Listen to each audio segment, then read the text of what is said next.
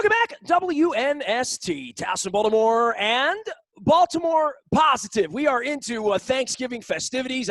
Whether you're in your first slice of pumpkin or your second slice of pecan, or whether you're making the turkey tetrazzini by now or the turkey soup, we are, trying to celebrate leadership here. And I tell you what, Bill Cole from Cole Roofing's here. And I totally blame you for the whole Baltimore Positive movement here when you said to me a couple years ago, hey, you had Eric Sauer and those guys on from There Goes My Hero. You should do more of that kind of stuff and have more community stuff on. And that led to politicians and Don Moeller and arts people and rock stars and Judas Priest coming on next month and everything else. But leadership's where this is at. And I know you and I love football. You and I love sports. I didn't really want to talk so much more about the loss to Tennessee or the COVID situation here. But the one thing, whenever you and I have talked football this year, we've talked about COVID and the Ravens. And because of the Ravens' pedigree, Harbaugh being there, Dick Cass running the place, the building being what it is, the kinds of employees they've had, the continuity they've had as an organization, going back to Art Modell and David Modell, that maybe they would navigate this better. And then this week happened, right? So yeah, well, I mean, number one, I still haven't decided whether I'm willing to actually take credit for the Baltimore Positive concept. No, that you're blame and credit. You get both. Yeah, I'm not sure about that. We'll let that play out for a little while. But I think when you look to the Ravens, you look at a organization that has sort of unending resources, right? So if anybody can manage this, it should be them. It's similar to the casinos in Vegas, right? In that 100 people come in the building, you set up a test site at the front, and that's what you do. And the league has enough money to do it all day, every day, test people twice a day, right? And they are. Right. And if you are incentivized, because they're making a little more money than Cole Roofing or WNST, correct? Right. If you're incentivized to keep your product rolling, like that's the thing. And it just doesn't seem to matter. We are squarely caught, as has been the case since March, between people telling you what to do and people accepting that. No. People practice. Believing what they want to believe and believing truth. The one thing that I have realized in this, Billy, as we're sitting here on Thanksgiving weekend and we're locked down and Moeller can't spend time with his grandkids, like all of this is going on, right? Every scientist in the world told us in January, have told us for 25 years, don't have a pandemic, don't have a viral condition, don't have a plague. A plague would be a very bad idea on this continent. Don't let it come here. Ebola, we went through all of this, HIV, and all of blood-borne, all of these things we can give each other. We've lived with 50 years of this, and we were told, don't F with this. Don't F with this. And back in March, everyone said, don't F with this. Fauci's like, oh, my God, we'll have a second wave. If it gets into the country this summer, it'll come back. It'll be even worse next year. We won't have a vaccine. And here we are. Literally everything the doctors told us, we have either ignored wholly, partly, some of the way, looked the other way on guys playing in the mud all day on Thanksgiving and breathing on each other, because that's okay, because they're making money. They're essential. So we really have learned a lot here over the last 6 months, haven't we? Again, it comes back to the preface about leadership. You started that whole statement with, here we are in lockdown again. And that's not true, right? There is no stay-at-home order. So the message is confusing to the masses. Like, Hogan. Well, the message is you should stay home. No one has ever told you should go out. Fine. That it's a good idea. People have taken, you must stay home, and then the people are like, oh, you won't tell me what to do. I'm American. I'm free. And then there's, well, we're not going to tell you have to stay home because you're from South Dakota and you won't listen to us anyway.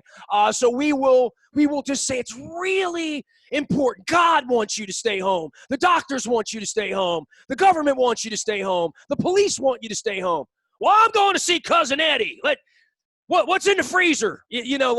That's America. And I think But for free thinkers, right? And I think you and I are pretty free thinkers. I think we are. And what I'm telling you is the fact that there was a stay-at-home order in April and there isn't one now that creates It's political fear that confusion. did that. It's I political and economic understand. fear. I understand that. It's not doctors. The doctors would say, shut it down or lots of you will die. And the one thing I don't think any of us really realized, and the dumbass in the White House who's leaving never really looked at the long tail of this, is what it really was going to do to the economy, right? Like they're bragging about the stock market, and every place in this country we got food lines. It's a very incongruent message that we've become accustomed to over the last 4 years, that the stock market is the barometer. Your freedom is the most important thing, not the society. They don't think like this in Asia, Billy. I mean, you know that. I've been there and experienced it. They just don't think like that. They think about other people. The whole idea of this plague was to say you're wearing a mask to protect your grandmother. That message didn't catch on. Grandmom's dead, and that message still hadn't caught on.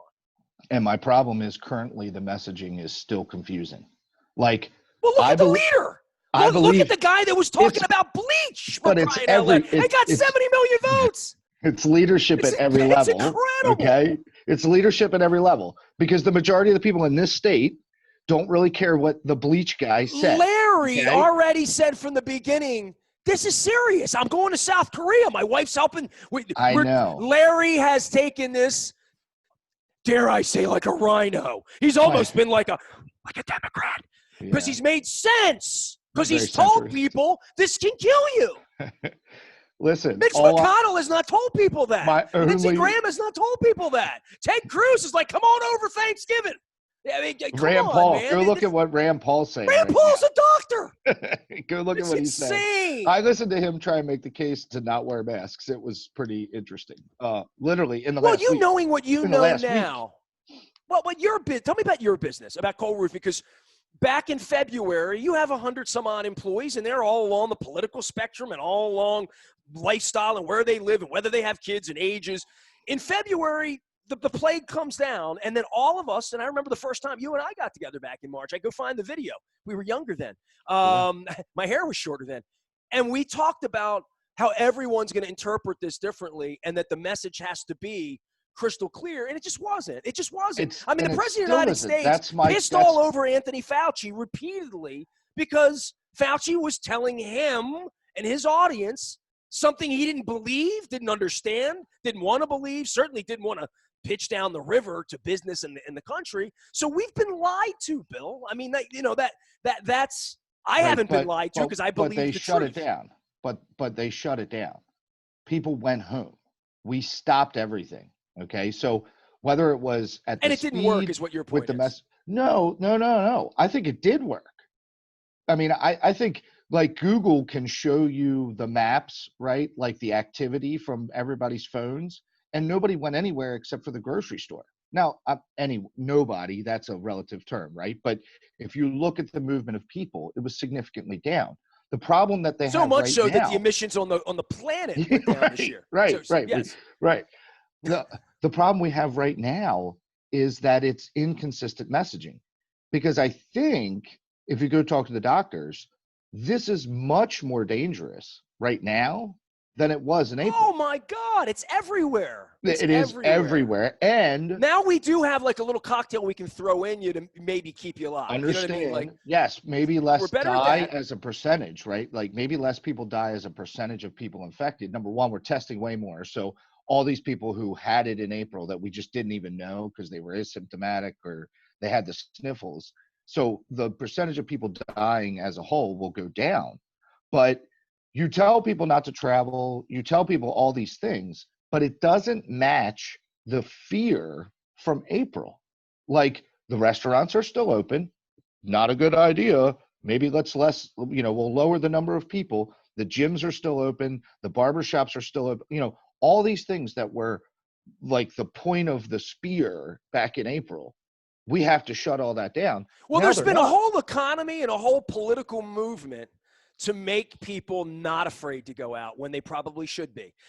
So that has happened. So what you're saying is there's not a message. Bill, I strongly disagree with you that everyone knows they're supposed to stay home. Like they really, every doctor, every smart person in their life, everybody medical. I mean, I have a friend right now who's a nurse who's battling COVID. Where did she get it? She's a nurse, right? And what happens when all of them get it? And I think that's the real concern over the next 30 days is what happens to the medical community when we run out of beds and we run out of human beings to care for human beings. And having watched my wife live in a hospital for the better part of 2 years, that's really scary, dude. It's a totally really, really agree. scary proposition. I'm not advocating for a stay-at-home order. What I'm advocating is for better communication, because I hear you. You think people know they should go stay at and get home. the information They they don't. want. They say, don't know. I heard it over here. The OANN network said, come have the grandkids over. There's no one in mainstream media. There's no one in mainstream society. There's no one from Joe Biden who got more votes, by the way. There's Larry Hogan, who's a Republican, but a rhino. Maybe that goofball Congressman Harris, maybe he's the last guy saying Trump won the election and, we don't have to wear a mask and it's safe for 20 or 30 of you to get together, just not 100 of you this week. I don't know what to say, man. If you are of that mindset, if you vote red, went to Hershey for Donald Trump's thing, if you have 5 flags on your lawn, you are going to listen to the person that tells you it's okay to do what you want. And I guess that's what I've learned over the last year in watching all of this. It's been a costly lesson for our country, but it's even a more costly lesson now where you will absolutely see the Google Maps show over the river and through the woods on Wednesday night, Friday morning. The airports were packed on Sunday. No one's listening. Everyone's heard the truth. Everyone has heard the truth, Bill. Everyone.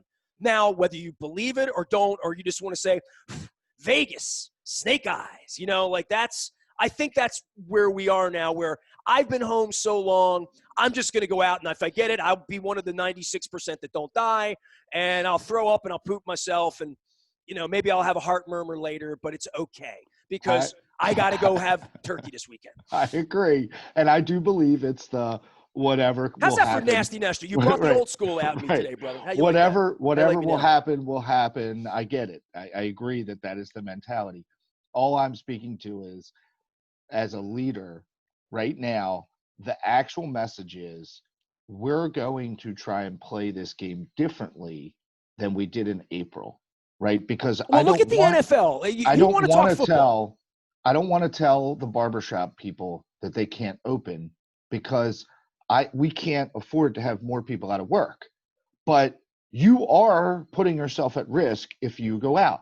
And the message earlier this week was about creating enforcement units that are going to go out and, crack down on the bars. Boy, that was really unpopular with the Larry voters, right? I mean, literally, that's a political thing. I'm okay with it because I want to go out and have baseball in the spring. I want the Preakness to be here. I want my business to be here next year. I want your business to be here next year.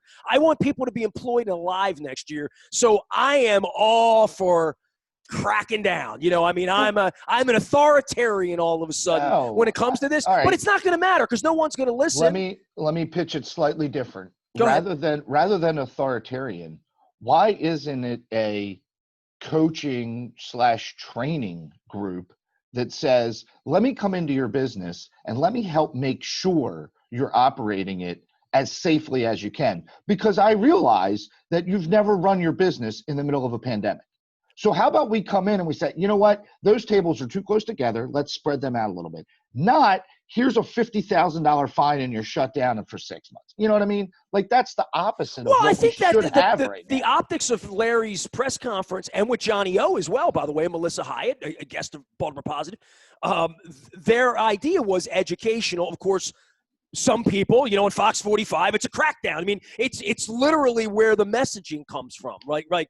And it's never been more clear than now that in the middle of a plague, we have turned science into, a hot potato.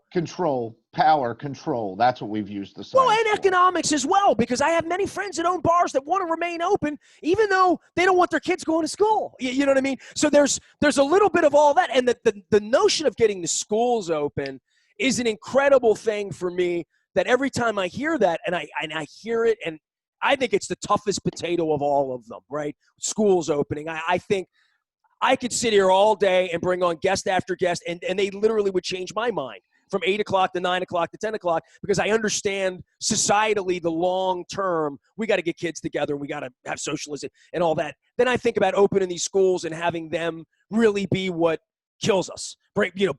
Putting kids together that bring it home to grandmom, teachers getting sick. I mean, all of that. Right. So I am grave.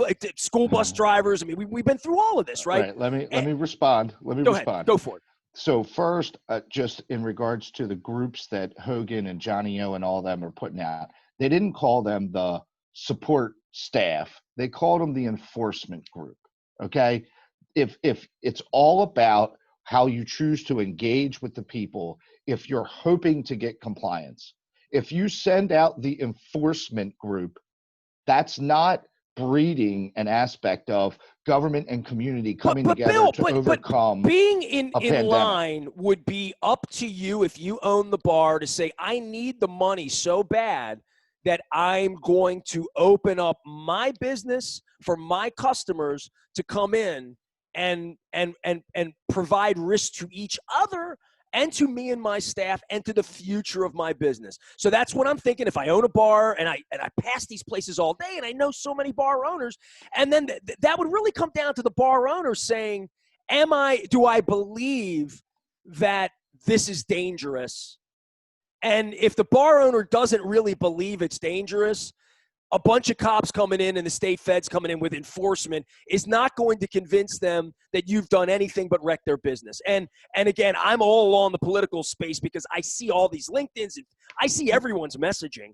Which is fine. But you hate the word enforcement, right? It's not that I hate the word. It's the approach. The approach was penalty. The approach is you're support. breaking the law and you know it. You know this isn't good. You know it's not safe intuitively. But there are people that intuitively that really don't believe this is a thing. Correct. So if as a leader, we acknowledge that we have a extremely confused group because they listen to different channels and the information is all crap, right? Well, how do you unconfuse them then?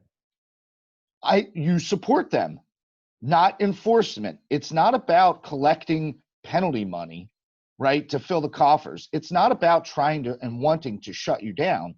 It's about giving you the support to try and run your business during a pandemic. Fair enough. I don't know that the government's equipped to do that. They weren't equipped to get testing. I mean, we look out the window. If I look out my window right now, out this window down, it's the convention center. I see the line wrapped around every day. It's the same methodology that everyone's talking about with the police, right? We don't not want police. We want better police, right? We want better trained police who are out in the community, supporting the community, not running around looking for people to lock up. It's the same concept. It's just the hammer. And that isn't it's the first time anybody's ever run a business in a pandemic. It's the first time. And now, rather than tell everybody to stay home like we did in April, now we're telling them, hey, we got to try and live with this a little bit here. You got to spend some money with Bill and with State Fair. You got to order some ice cream from Target. We got to do something. People need to make a living. So let's try and figure out a way to navigate it together. And that's not what's happening, right? That's the most disappointing part. Bill Cole's here. He's Cole Roofing. We don't usually fight like this on the holidays. I almost feel like I'm over your house at Thanksgiving, holding the fork up, holding the spoon up. Right. This is healthy. Passing you green beans and some shallots and some stuff. I want to go back to the schools too, right? Because I want to go back to football, but go ahead. You transition to schools. I think the fact that the kids aren't in school is questionably criminal, and someone will need to own this down the road, because we are creating a generation of kids who we don't fully understand what the consequences are. And if you look at all the money that has come out of the federal government and no one figured out a way to put that money to the education of the kids, that's criminal. That's criminalness. Like, you can do this. My kids have been in school 5 days a week since September. Not a single kid's got the COVID. Not a single teacher's got the COVID. We've had plenty of scares. We've had plenty of classes have to shut down for a week and go virtual. because so-and-so was close contact with so-and-so. But when you mention going virtual, once you go virtual, and we're all going to be virtual at some point in life. I mean, I'm a virtual worker, you're virtual. It's not a hardship for the kids to work virtually here unless they don't have a device or they don't have Wi-Fi. It sucks right? pretty bad. It sucks pretty bad. Right. So in America, where we put people on the moon 50 years ago, if we can't get Wi-Fi, into West Baltimore, shame on our society. You know what I mean? Definitely, Like that's definitely. and again, that's running water and that's heating the schools and all that things that Aaron Mabin's talked about and all that. But in the middle of this pandemic, we have this thing called Wi-Fi and we have this thing called technology. And the first thing should have been, we're not going to not be educating our kids. Let's take care of the kids first. Let's get the teachers where they need to be. Let's get the Wi-Fi lined up, get them back to school so mom and dad can worry about paying bills. Right. So mom and dad can go to work. Yeah. It's all about the jobs, right? It's all about being able to feed your family. But the way you do that is in addition, right? It's like these two pillars that intersect. We have to educate, right? And while we're educating, we get to go to work. So why wouldn't that be where the focus is? The idea that in April, I started saying this, and I will take this one to my grave. Google, Apple, Microsoft, Amazon. You're telling me that those companies don't have enough money and don't give away enough money every year to put a $300 laptop in the hands of every kid in America? You're damn right they can. And then on top of that, you're telling me so you're saying like in 1941, when the Germans and the Japanese are ganging up on us, my old man comes down from Scranton. He couldn't feed himself in the 30s, chicken in every pot, Herbert Hoover, and comes down to Martin Marietta, and they're building things to win a war. And we talked about PPE here at length back in April and May. It's still a problem in this country 7 months later. Hold on, I'm not. I also need AT&T, Verizon, Comcast, all these big media players, right? You're telling me that they can't put Wi-Fi into all these communities? You're telling me that we can't using what's the Wars Act that lets you take over companies? I'm demanding that for 12 months it's free Wi-Fi, right? Get people to sign, like there's business cases here too, right? Get people to sign up at the end of 12 months. You get to ding their credit card or whatever. You give out the free laptops. It's got Amazon preloaded on it. You're going to, you know what I mean? Like you can do that. Like probably got the new U2 album on it too, if I remember. Cell phone, right? There you go. Cell phones were free, right? They gave you a cell phone because they wanted you to buy the monthly service. Like this is how our country let us down. These big companies, it's cool that everybody's buying and shipping all their stuff from Amazon. Amazon's going through the roof and the stock price has never been higher. Well, step up. And you don't have to do it alone, right? Like put pressure on the other big boys to step up. I don't know. To me, I'll never understand and won't always be disappointed that didn't happen. Boy, it's really, from last Thanksgiving, you and I getting together to this Thanksgiving, we're all taking stock. I know you got some Calvert Hall in you. You got some football. Thanksgiving's such a football holiday, right? And I think it's really the reason football's the number one sport in the country. I've always said that because we all stop, we gather, we get focused, and then the playoffs happen, and then we're all stuck at home in January. What the hell else is there to do? Then they play the Super Bowl, and everybody gets together. And we've been doing that all of our lives. And this Thanksgiving and the Ravens being in the middle of this is where all of this started. You mentioned things that are going on and things that are stopping or things that we're trying to pretend nothing's happening. Just the fact that the NFL has played up until this point, and I've talked to a lot of people in Pittsburgh. I had Rod Woodson on this week, and talking about they're now hitting the rocks where all of this happened to the Ravens in the short week, in the biggest rivalry in the sport, on Thursday night up in Pittsburgh at Thanksgiving, and they're going to make the Ravens go up there and play like a wounded war battalion, right? I mean, the Ravens are going to go up there and play with minor league football players on Thursday, and the league's going to sanction it. And the one thing that I've talked about with sports for 3 months now, with baseball, which neither you or I watched very much of, was the Eddie Feiner All-Stars. It was a tournament. It wasn't for real. That there's an asterisk with the Dodgers because it wasn't really like a season. It was just a thing. And football's managed to keep the integrity of this together. I don't know, man. When the Ravens are going up to Pittsburgh and playing without 10 guys Sure. and on 3 days rest in a game they probably shouldn't be. I mean, they shouldn't be playing football 3 days apart. I've always said that. Sure. That this, the integrity of what they're doing starts to fall apart a little bit for me. Well, we've had a typical season of injuries, right, that you would just normally accept. So by default, where we are today is kind of like, man, I think we can win, but like if we lose, like we don't have our left tackle and we don't have half our defensive line, and like you kind of understand why you're struggling, right? Like your best players are on the sideline. Those So are the teams that usually don't win the Super Bowl. exactly. Yeah. You put COVID on top of that, and it's almost like a preseason sort of defeatist. I don't really care what happens. I also, not that I want to begin the conspiracy, but I might just have to. Like, I don't think it's a coincidence that our COVID outbreak is happening right after playing Tennessee.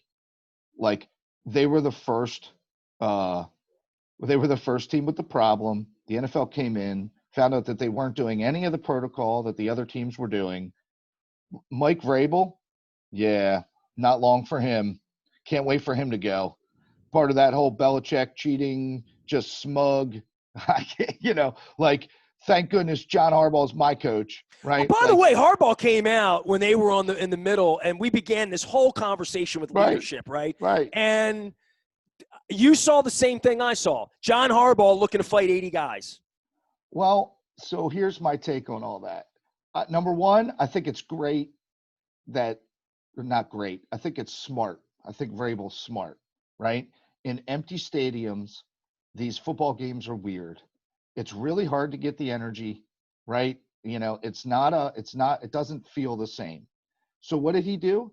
He said, let's go pick a fight, right? Like, we beat these guys in the playoffs. We own this house. Let's go let them know what's up. John comes out recognizing the disrespect that's occurring and recognizing the juice that Tennessee was getting out of that posture, and he tried to bring it back to his team. And I don't think any of our players were catching what he was throwing down. Like, how is it that they're dancing on our logo and John is the only one, marching out there to get them off the logo? Well, John thinks about that stuff. I don't think Lamar cares about that stuff. And it's totally goofy and silly, and I get it. It's just a logo and it's the field and all that. But like, if you don't stand for anything, what do you stand for? Well, it's part of who John is and Right. like who his player. I mean, literally, I've known John 15 years now. I see John is very much his Jim and burring up, and I know their dad, and and I would see that but the whole piece of this is really off for me. All of it.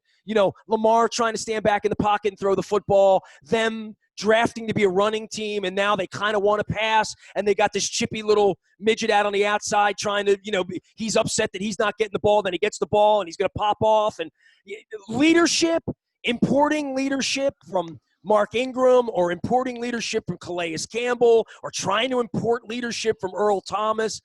I don't know where that's going to come from, but I don't know what kind of leader Marlon Humphrey is. I don't know what kind of leader Orlando Brown Jr. is. I don't know what kind of leader Mark. I don't know. I mean, I'm not in the locker room, right? I would ask them that. If Eric DeCosta was here, I'd say, who is going to lead you on Thursday night into Pittsburgh? Now you had your ass kicked, half your team's gone. Your coach went out there and fought with the team that's now kicked your ass twice. Like, this is starting to be bad optics all the way around for the franchise, and things aren't going to go well. I mean, like, I don't think they're going to win the Super Bowl here. I don't think they're comprised as such, but I do think there's a part of this where I didn't like the fight I saw on Sunday as a team, and I don't think John liked it either. I totally agree. That's where I'm at. Like, I'm not too hung up on the outcome, right? Like, if we don't go to the Super Bowl, unlike last year where I think we were kind of like preparing for that, I don't see that in my future, right? Well, not to mention that Lord only knows what that situation will really be like. I threw away my Super Bowl credential request. I mean, it was due on the 18th of November. I got it, and I looked at it on the 16th. I looked at it on the 17th, and then I just said, I'm not going to Tampa in February. Who the hell am I kidding? Like, I'm just not, So fair enough. So I don't have no Super Bowl for me. Right. So I don't have big expectations. But what I do require for me to tune in and for me to, like, be a vested, interested fan is you got to have fight. And Tennessee gave you the opportunity to rally the troops, right? And say, well, not on my home field, right? Like, you're not going to come in here and disrespect us. We're going to come out and we're going to punch you in the face, and people are going to play better than they normally do. And they did, by the way. They had a 10-point lead. And right, but you didn't finish. And I agree with you. I think there's a business aspect to it that lacks sort of like the we're all in this together, like, family mantra that usually exists in the Super Bowl teams. By the right? way, it's really hard to do when John wants to go kick their ass on Monday and say, what the hell were you doing, man? You didn't even come out and have my back. He can't even get the team together.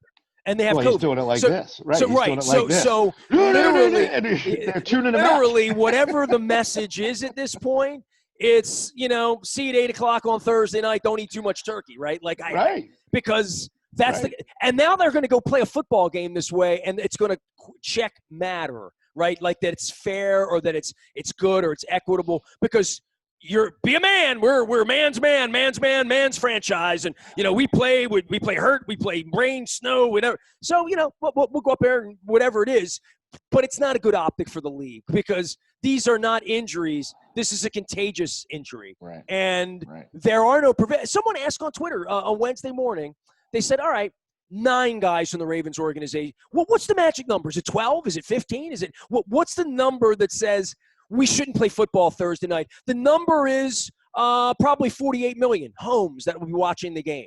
So we don't care if you have to, go grab Jacoby Jones over Calvert Hall and put him put him out there. We don't care who's out there. It's just make sure they have purple uniforms and the uniform police, that everything's tied up, and we'll go play football Thursday, because we're making too much money on Thursday night playing this game to really worried about the integrity of, like, the competition. I totally agree. I mean, I think it has the makings of being a very lopsided affair. And it's been a long time since I feel like I've said that. Like, even when we were bad, I never felt like we might get blown out. We might get blown out. And to your point, I don't believe there's a number that in any way, like, there's no opportunity to cancel this game. It is not going to happen. Right? Like, it's just not even an option. Just like it appears. What if 20 guys pop on Thanksgiving morning? It appears just like the government has decided that we will not issue a stay-at-home order, no matter how bad the numbers are. And I'm telling you, Ness, a friend of mine said this to me last week, and it has not. I haven't been able to shake it out of my head. Right? You look at the numbers, and you go from 100 to 200, from 200 to 1,000. You go from 1,000 to 2,000. We're at 3,000 now. If in 2 weeks it's 20,000 a day, like, what are we going to do? Like, I don't know if that's really possible, but like, it's absolutely possible. We keep touching each other. Here, touch. Here, yeah, go ahead. So what are we going to do then? And are they going to do stay at home then? Because to me, like, that's this. It's like, we're not going to cancel this. They've got practice squad guys. They've got this. They've got that. They'll sign people this week. We got to go play. Okay, that's this week. Fine. But in theory, it's only going to get worse next week. And it's only going to get worse the next week after that. So they don't appear to want to bubble up, because they would have bubbled up. They should have bubbled up from the beginning. Well, they wouldn't be free. Can't be free in a bubble. I always say that like George Bush, by the way, because when I think free, got to be free. I think that's when I hear free, I hear it in a Texas accent. That's interesting. I do. There's some sort of deep-seated. No. I just think that everybody has a different that word. Yes. You go ask 100 people, so it's a bad word to use. I mean, it's a word that everybody defines differently. It might as well be Esperanto, I agree. Bill, I tell you what, man, I love you. I got to run because I'm up against my clock. You're up against your clock. Yeah. Stay safe, man. I wish we were supposed to be more positive today, but we are trying to be positive. We're trying to make it so we can go to opening day next year. Make it so we can go to football games next year. Make it so no one else dies. Like that's really. Again, that should be the message, right? Yeah. Well, yes. And the message is that we do have enough data at this point that if you wear a mask, you stay socially distant, use your hand sanitizer, and if you're sick, stay home, right? Like if you just did that, I think you're doing your part, right? Like, fair enough. maybe don't go see grandma, but like if you see grandma, for God's sakes, put a mask on. Have and her there, stay, and you be right, here, and do it on stay the far away porch. from her. Yeah, Right, yeah, right, exactly. right, exactly. Billy, love you, man. Take care of yourself, your family. Get some turkey. I got some pumpkin pie. My wife's worked up some special magic in there with the sweet potatoes. And oh, by the way, make sure you order the ice cream. And I'm going to give you the tip of the week, okay? And I would show it to you, but it's in my freezer. It would melt if I brought it. They have a sweet potato crumble at Taharka Brothers. Sweet potato crumble. I've never tasted any better in my life. I mean, like my wife took a bite of it. She snuck it in. They snuck it to her when I picked the ice cream up last week, and she's like, "I got 2 of these." She pulled them out of her jacket. She's like, "They snuck them to me. They didn't want you to know you."